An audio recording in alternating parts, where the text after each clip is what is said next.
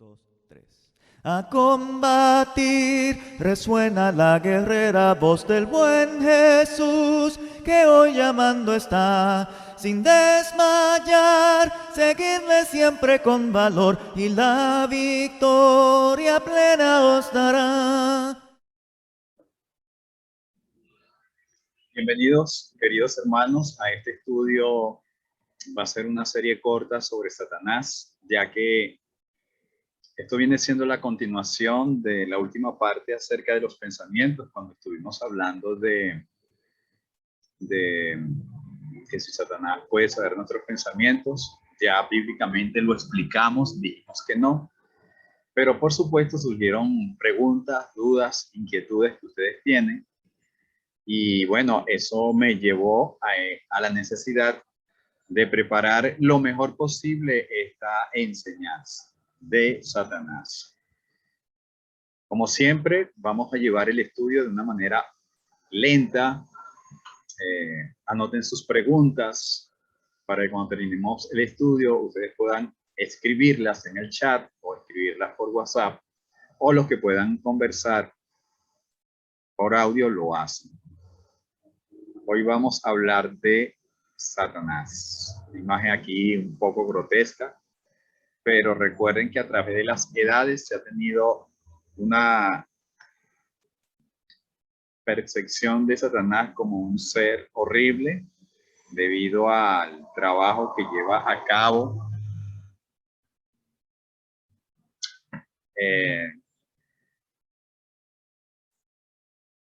Pero aún así se nos olvida que Satanás, según 2 Corintios 11:14, nos dice la escritura que se disfraza como ángel de luz. O sea, su apariencia. No estamos hablando de una apariencia física, estamos hablando de los hechos o las cosas que nos presenta a cada uno de los seres humanos, cristiano y no cristiano, pueblo de Dios o no pueblo de Dios.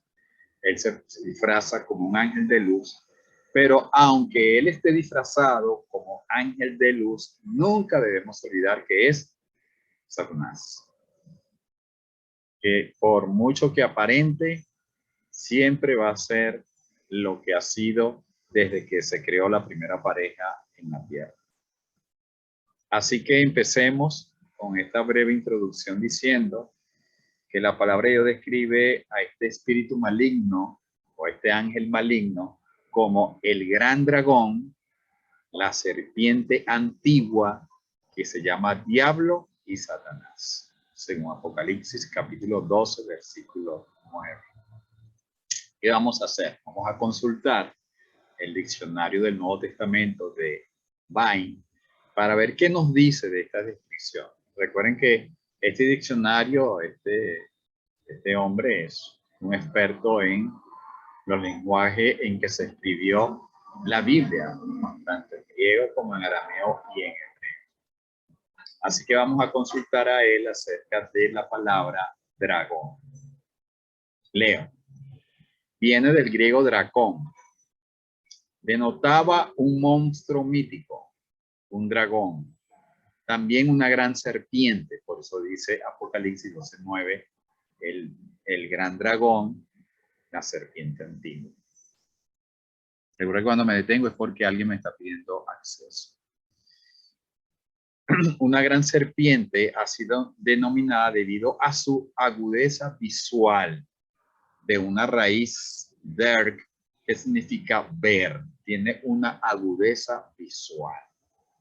Se usa en 12 ocasiones en el libro de Apocalipsis para denominar al diablo.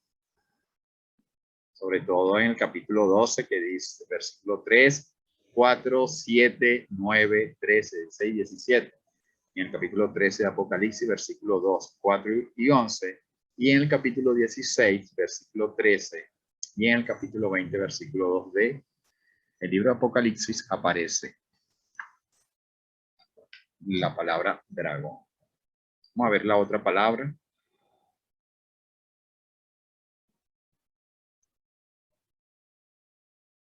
Diablo. Del griego diabolos. Diabolos. Es un adjetivo que significa calumniador, falso acusador.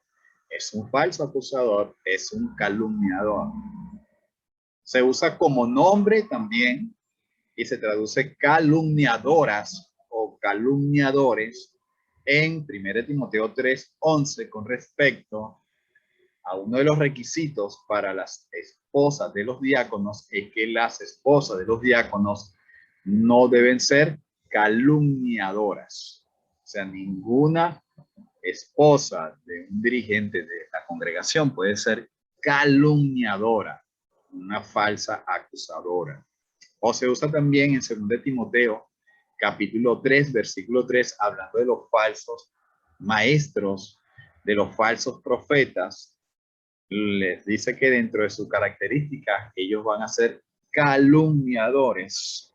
Y también se habla en Tito capítulo 2, versículo 3, acerca de las ancianas. Estamos hablando de las ancianas en el orden cronológico de edad. Las hermanas ancianas que forman parte de la congregación no deben ser calumniadoras, al contrario, deben ser maestras de las hermanas jóvenes que les enseñen a amar a su marido y a sus hijos, ya que cuiden bien sus casas. De manera que cuando ya sea la esposa del diácono, ya sea un falso profeta o ya sea una anciana, deben tener cuidado con la calumnia, aunque el falso profeta es reconocido por ser una persona calumniadora. La referencia es a personas que tienen inclinación, recuerden, inclinación a encontrar defectos en el comportamiento y en las actitudes de otros. Recuerden que esta es una de las características de Satanás. Él va a buscar defectos en el comportamiento, en las actitudes de otros. Y cuando nosotros vamos o tenemos comunión en la congregación, cuando nosotros tenemos una relación con los hermanos, nosotros no debemos estar prestando atención a los defectos, ya sea de comportamiento o actitudes de un hermano. Podríamos verlo, pero para ayudarles y corregirles, pero no para esparcirlos o calumniar.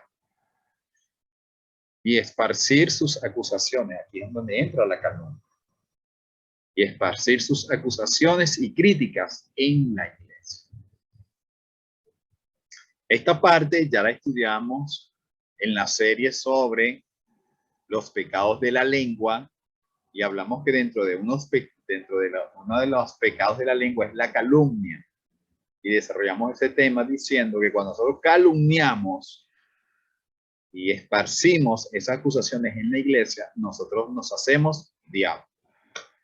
Nos hacemos diablo. También se usa como nombre propio y ese como nombre propio es exclusivo para Satanás. El tercer término que vamos a leer, según el diccionario, es Satanás. Satanás viene del griego Satanas y es la forma griega derivada del arameo y en el hebreo Satán. Satán, Satanás o Satán. Simplemente que Satanás es la forma griega y Satán es la forma hebrea. Y significa adversario. Adversario. Un enemigo. Por eso decimos con propiedad el enemigo que tenemos todos. Como vemos, la esencia principal de él, de este ser maligno, como su nombre le indica, es de ser adversario. Y va a ser adversario en muchas cosas, eso es lo que vamos a ver. Es nuestro adversario, es nuestro enemigo, es el enemigo del hombre. Partiendo de ese nombre, de Satanás, veremos lo que es, cómo obra, etc. Es decir, vamos a desarrollar este estudio descubriendo a la luz de la palabra cuáles son algunas características de este ser maligno. Vamos a ir, por supuesto, no voy a cubrir todo lo que podemos conseguir de características. Si ustedes consiguen otras, pueden anotarla, añadirla y les parece me la pueden enviar. Si consiguen otras características de las cuales yo voy a hablar. Así que Satanás es nuestro adversario, que se disfraza como ángel de luz, pero su deseo es destruirnos.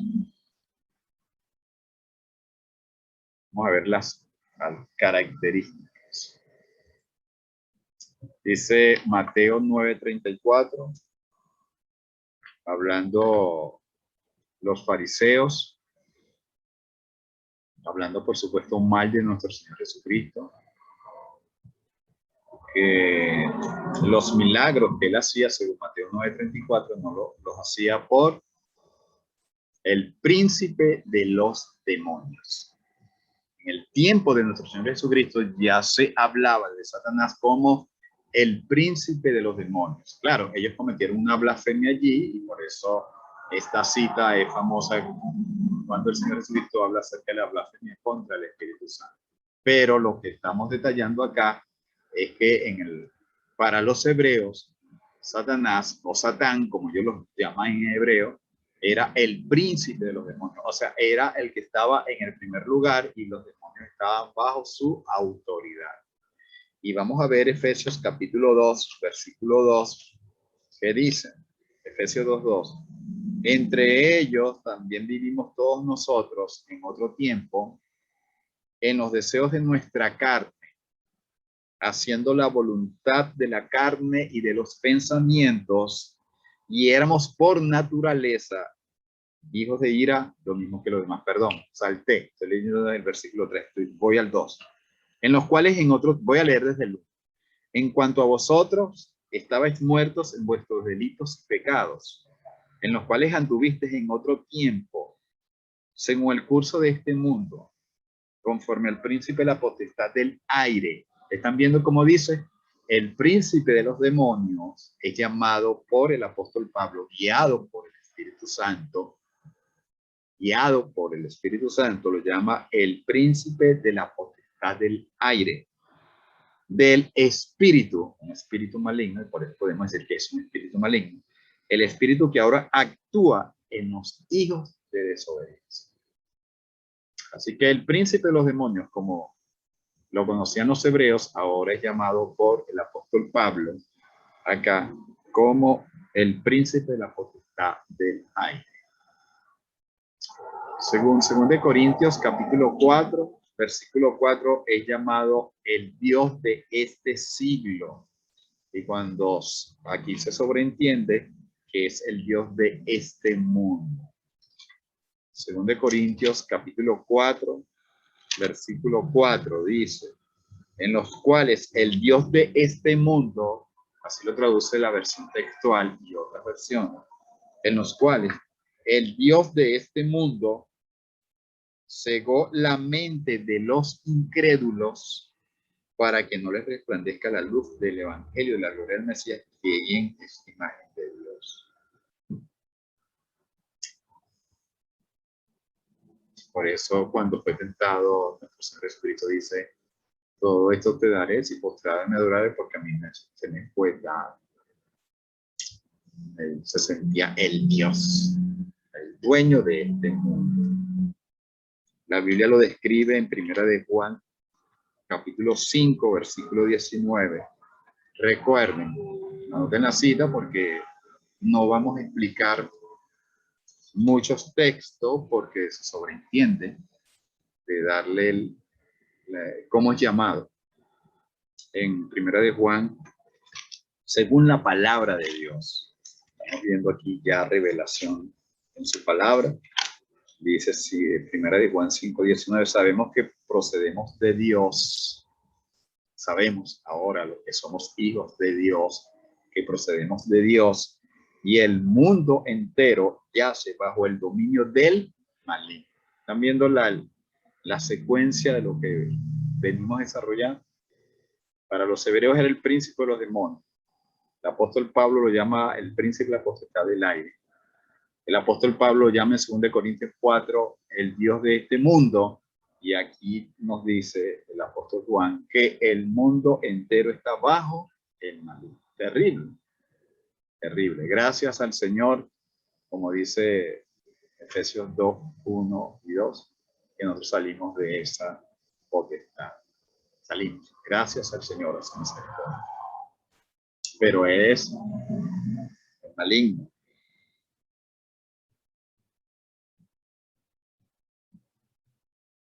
El maligno. Nos dice primera de Juan capítulo 3, versículo 8 al 10, que es el padre de todos los que practican el pecado. Y esto es muy interesante para los hermanos que nos escuchan, que tienen muy poco tiempo en la fe, porque cuando nosotros no manejamos los principios bíblicos, podemos ser engañados, por supuesto, por el mismo enemigo a través de sus falsos profetas. Ser engañado cuando las personas nos dicen, es que todos somos hijos de Dios, porque confunden ser creación de Dios, porque eso sí es verdad. Eso era lo que hablaba el apóstol Pablo en Hechos capítulo 17 a los idólatras atenienses, cuando le dice que nosotros procedemos de un solo linaje, de Adán y Eva, porque el Señor hizo y gobierna todo esto y Él nos da lluvia para que las disfrutemos. Pero decir que todo el mundo es hijo de Dios a la luz de las Sagradas Escrituras, eso es incorrecto. Eso es incorrecto, porque cuando nosotros leemos el Antiguo Pacto, nos damos cuenta que cuando el Señor habla a través de Moisés a Faraón, le dice, deja salir a mi pueblo, a mis hijos, los hijos de Israel. Entonces, el Señor empezó a identificarse desde los tiempos de Noé con ciertos hombres que andaban bajo su temor, bajo su obediencia, y los consideraba como parte de su pueblo, sus hijos. Ahora, en el nuevo pacto, ahí está un pueblo, que somos nosotros, en donde quiera que nos encontremos, y ese pueblo es hijo de Dios y el resto está bajo el dominio del maligno, y su padre no es Dios, su padre es el diablo. Ya lo vamos a ver dentro de un rato. Primero de Juan capítulo 3, versículo 8 al 10 dice, el que practica el pecado procede del diablo. Para los que están por primera vez, estoy leyendo la Biblia textual. El que practica el pecado procede del diablo, pues él peca desde un principio. Para esto fue manifestado el Hijo de Dios, para que destruyera las obras del diablo. Todo el que es nacido de Dios, leyendo el versículo 9, no practica el pecado, porque la simiente de Dios permanece en él y no puede pecar, pues es nacido de Dios. Muy diferente cuando una persona no practica el pecado, ha nacido de nuevo, es un hijo de Dios porque no practica el pecado. El que practica el pecado es del diablo. Versículo 10. En estos son reconocidos los hijos de Dios y los hijos del diablo. Todo aquel que no practica la justicia no es de Dios, tampoco aquel que no ama a su hermano. Así que Satanás es el padre de los que practican el pecado.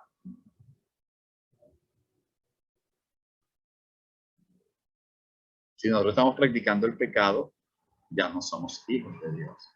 Podemos arrepentirnos y volver a su misericordia, pero recordemos, la práctica del pecado me hace ya que le pertenezco un hijo del diablo.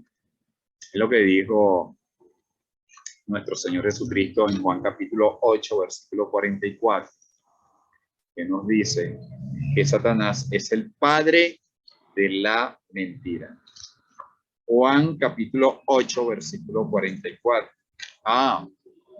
Recuerden, en nuestra nueva vida en Cristo estamos luchando para no mentir. Es muy fácil mentir. En cualquier momento, en cualquier circunstancia, no atender el llamado, no cumplir una tarea, se me delega una responsabilidad y llego tarde, entonces como llegué tarde no quiero quedar mal con esa persona y entonces invento y practico la mentira. caigo en la mentira. Cuando alguien me está llamando y yo me estoy haciendo el sordo y luego digo, no, no te escuché. O sea, caemos en tantas cosas con la mentira. Estoy hablando de cosas sencillas, pero el Señor Jesucristo no ve la mentira como algo sencillo o algo superfluo, algo, ok, venimos de un mundo religioso en el cual nos dicen que hay mentira blanca y mentira negra. Eso es otra gran mentira. En Juan capítulo 8, versículo 44 dice, vosotros sois de vuestro padre, del diablo, y los deseos de vuestro padre queréis hacer. Él era homicida desde un principio y no se mantuvo en la verdad, porque no hay verdad en él. ¿Qué debemos hacer cuando queremos mentir? No hacerlo. Mantengámonos y aceptemos las consecuencias posiblemente de nuestra irresponsabilidad.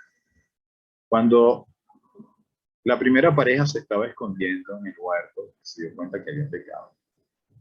Ellos no dijeron la verdad, ninguno de los dos. Adán le echó la culpa a Eva y Eva le echó la culpa a la serpiente.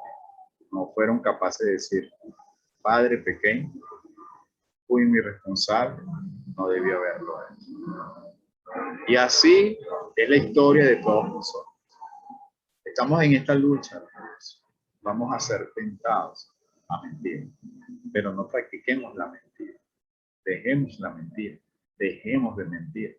Dejemos de mentir nosotros entre los hermanos, primeramente entre los hermanos.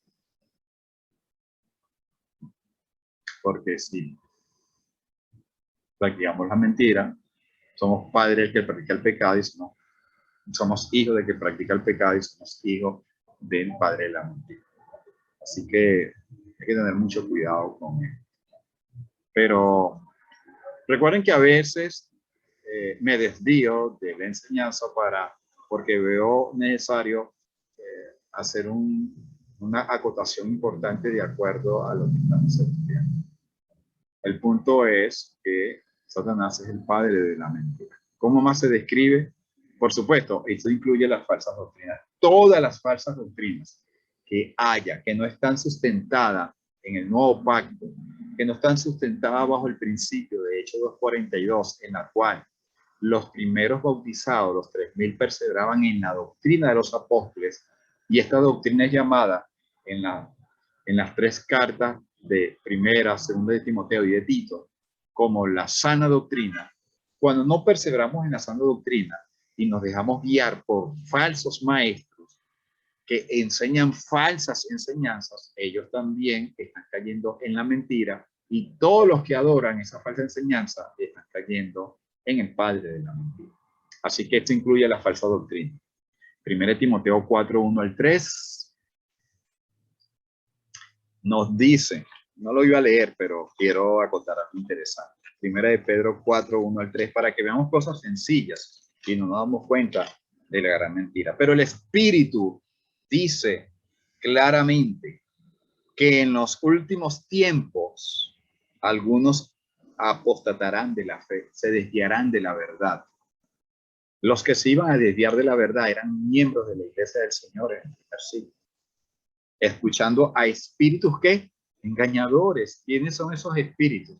Recuerde, espíritus engañadores. ¿Qué es Satanás? Satanás es un espíritu maligno. ¿Por qué decimos espíritus engañadores o que Satanás es un espíritu maligno? Porque Satanás no es un ser de cuerpo. Los ángeles son espíritus, según Hebreos capítulo 1, son espíritus ministradores a nuestro favor, pero estamos hablando de los ángeles que están en la presencia de Dios. Entonces, en la Biblia, los ángeles, tanto benignos como malignos, son llamados espíritus.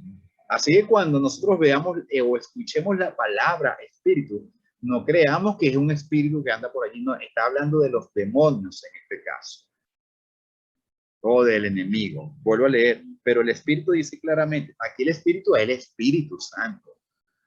Por eso es que nosotros debemos interpretar la Biblia de acuerdo al contexto, ya sea de la cita, del capítulo o de toda la Biblia. Dice, pero el Espíritu dice claramente que en los postreros tiempos algunos algunos apóstoles de la fe, escuchando a espíritus engañadores, a doctrinas de demonios. ¿Qué está explicando quiénes son esos espíritus engañadores? Demonios, enseñanzas de demonios, por la hipocresía de quienes, de mentirosos. ¿Y quién es el padre de la mentira? Los está dirigiendo, que han sido cauterizados en su misma conciencia. Cuando dice cauterizados, no sienten ningún tipo de remordimiento. No hay, la última vez que hablé yo con una persona religiosa, de hecho, con una persona perteneciente a la miembro de la Asamblea de Dios, ella a veces se ponía a pensar mientras estábamos estudiando la sana doctrina de cómo su pastor podía estar engañado.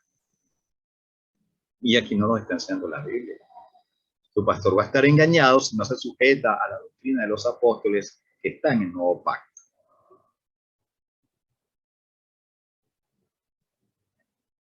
¿Por qué? Porque llega a un punto de tener cauterizada la conciencia. ¿Y qué es tener cauterizada la conciencia? No sienten. Que prohibirán casarse. ¿Están viendo cómo empezó la apostasía?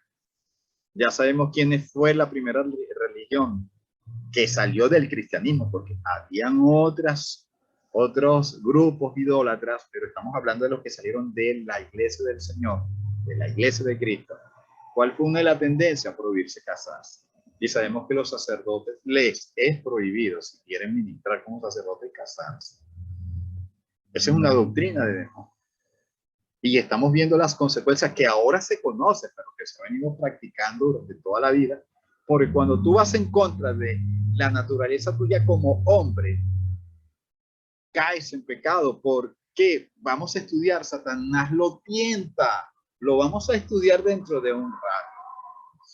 No olvidemos este detalle. Prohibirán casarse y mandarán abstenerse de alimentos que Dios creó, para que con acción de gracias participen los creyentes, los que han conocido plenamente la verdad. Que hace el catolicismo? Prohíbe ciertas comidas en ciertas fechas. Que hacen grupos religiosos hoy en día? Prohíben ciertas comidas, prohíben la carne, prohíben esto, no comas el pavo, no comas aquello, porque ellos consideran que eso es pecado. Cuando la Biblia está diciendo que con las acciones de gracia el alimento es santificado. Versículo, no lo vamos a seguir leyendo. Según de Tesalonicenses capítulo 2, para que veamos cómo Satanás y sus demonios engañan a los líderes religiosos para engañar a las masas que no leen las Sagradas Escrituras y están plenamente convencidos de que están en la verdad. ¿Por qué están plenamente convencidos? Porque el pastor se lo dijo, o la pastora, cuando la Biblia enseña que en la iglesia del Señor no puede haber pastor. Interesante. Capítulo 2 de 1 Tesalonicenses, versículo 9. Dice, no, es segunda, capítulo 2, versículo 9, dice, cuyo advenimiento, voy a leer el 8, dice, entonces será revelado el inicuo, a quien el Señor matará con el soplo de su boca y destruirá con resplandor su venida, cuyo advenimiento es por obra de Satanás. Todas estas personas que enseñan falsa doctrina, ¿quién está obrando en ello? Satanás, no nos podemos engañar. Y no importa que sea un tío, no importa que sea mi papá, no importa que sea mi hermano, mi mamá, teniendo falsa doctrina, se puede. Versículo 10. Y con todo engaño de iniquidad, para que los que perecen, recompensa por no haber escogido el amor a la verdad para ser salvos. ¿Qué debemos buscar? El amor a la verdad. La persona que tiene el amor a la verdad, vendrá a la verdad. Como dijo el Señor Jesucristo en un momento de su enseñanza. Todo el que es de Dios, la palabra de Dios, oye, la obedece. Debemos salir del engaño. Pero Dios les envía una fuerza de extravío para que crean la mentira. Estoy leyendo el versículo 11. Y se han juzgado todos los que no creyeron a la verdad. ¿dónde está la verdad revelada? En el nuevo pacto. ¿Cómo puedo utilizar enseñanzas del antiguo pacto? En el antiguo pacto no está la verdad revelada. La mayoría de los pastores que enseñan que debemos usar los diezmos, que debemos implementar, que la mujer enseñe en el culto, dirija la iglesia, que con levantar la mano y hacer la oración de fe se es salvo, y luego con un entrenamiento y bautizar a la persona después para ser miembro de la iglesia y es salvo, eso no es doctrina de Dios, es doctrina de Apocalipsis capítulo 13, versículo 4. Cuando digo que es doctrina de demonio, es porque todo lo que no esté expresado a la palabra por el Espíritu Santo es otro espíritu que está guiando esa enseñanza. Apocalipsis capítulo 13, versículo 4 dice, y adoraron al dragón que había dado la autoridad a la bestia, y adoraron a la bestia diciendo, ¿quién como la bestia? ¿Quién podrá luchar contra ella? Él. Satanás le da poder increíble a los falsos para engañar. Ya como la gente les encanta el poder, les encanta que los dirijan el hombre y no lo dirija el Señor, caen.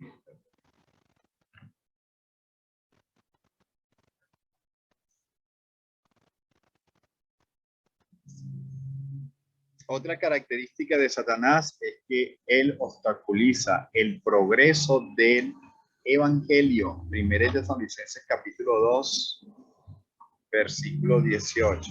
Primera carta a los Tesalonicenses capítulo 2, versículo 18.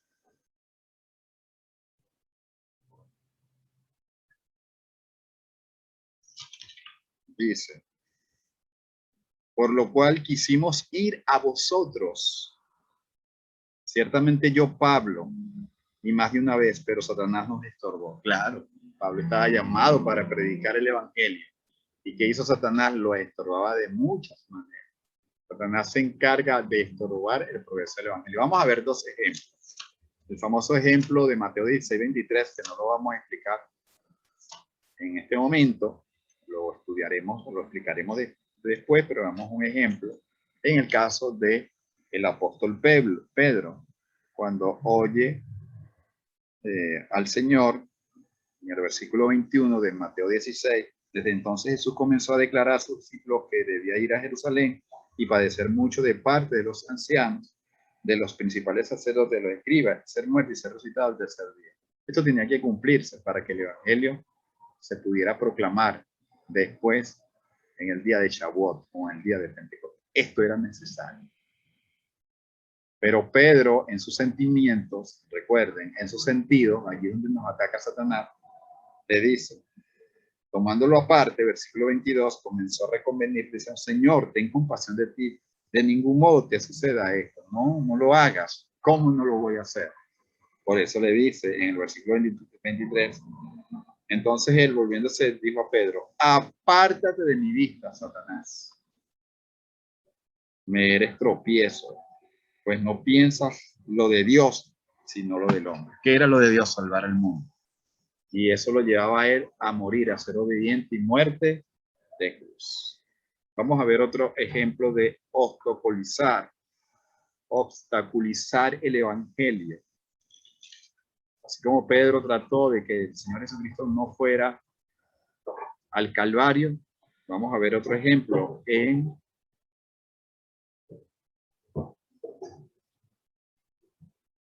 Segunda de Juan, versículo 1 al 2.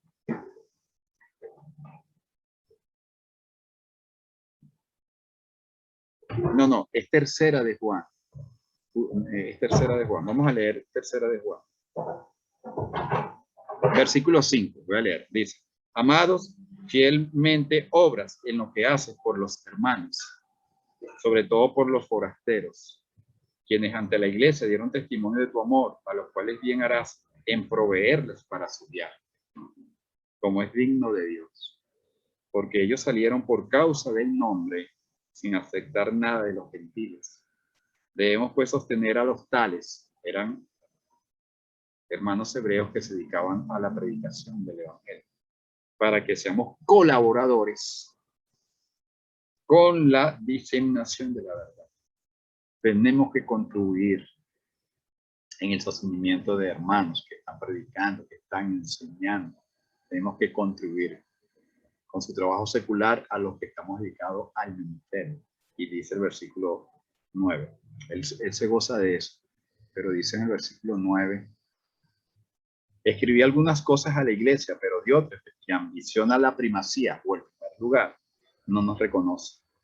Pero si voy, le recordaré las obras que él hace, denigrándonos con palabras maliciosas. ¿Qué está haciendo? Calumnias.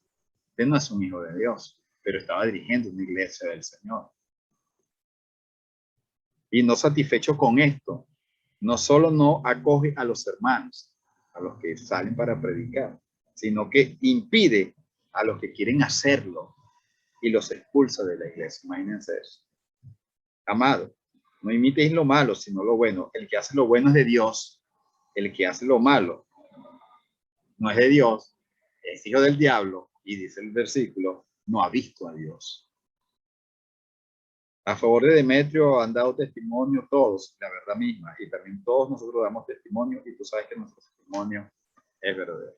Hay que tener mucho cuidado cuando en la iglesia se levantan diótrefes, se levantan hermanos que poco a poco van agarrando peldaños, y Satanás los está conociendo porque él es el dragón, que tiene una vista mejor que la del águila, y vea, este está haciendo esto, a este lo voy a aprovechar para que cause daño al progreso del evangelio. ¿Cuánto cuesta levantar una obra? ¿Cuánto cuesta llevar almas a Cristo? Y en un 2x3 se levanta un hermano, se le da autoridad, se le da posición y divide la iglesia y la destruye. Esa es la obra de Satanás, utilizar a otros.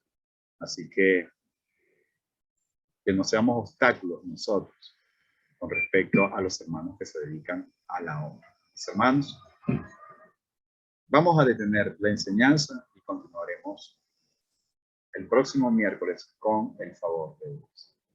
Dios les bendiga. A la batalla, oh cristiano, con el escudo de la cruz. Sé buen soldado, pues a tu lado está el príncipe Jesús. Él con su gracia te sostiene y con potencia sin igual su brazo extiende y te defiende en esta lucha contra el